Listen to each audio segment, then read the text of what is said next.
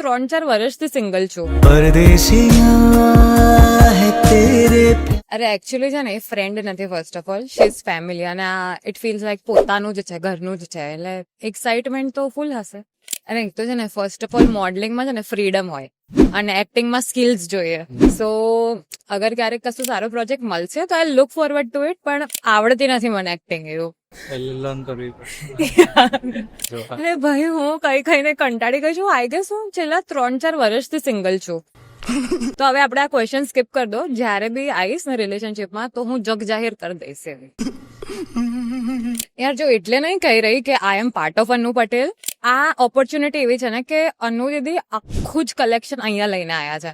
તો if you are missing it તો તમે લોકો બહુ જ મોટું મિસ કરી રહ્યા છો.